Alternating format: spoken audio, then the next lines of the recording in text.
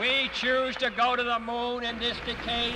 Less than 7 years after President Kennedy said those words, people around the world saw one of the greatest moments of their generation, the moment humans first walked on the moon.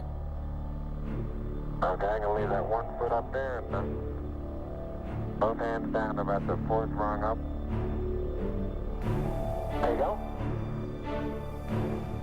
The story of the first trip to the moon is a tale of new ideas, of hope, and of courage. It's also a story about 2 countries, the US and the Soviet Union.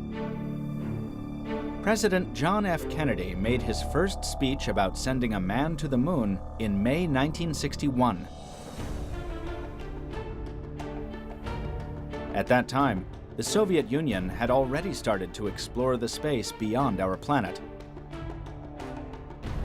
In October 1957, the Soviet Union launched Sputnik, the world's first satellite, into space.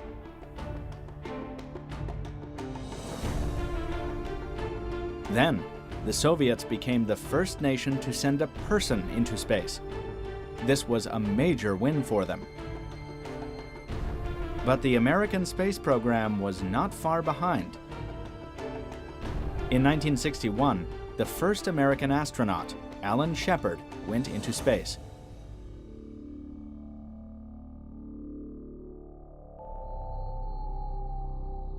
Then in 1963, U.S. astronaut John Glenn went around the Earth a total of 3 times. Over the next 8 years, in the Apollo program, NASA prepared to send 3 astronauts to the moon. They worked hard to improve their spacecraft. And finally, on July 20, 1969, Apollo 11 landed 2 people safely on the surface of the moon. The images they sent back amazed the whole world. That's 1 small step for man, 1 giant leap for mankind. In the decades since 1969, the American space program has had many more successes. Today, NASA continues to investigate our universe, and it continues to develop new technologies and the equipment to do it, just like it did in the 1960s during the early days of the space race.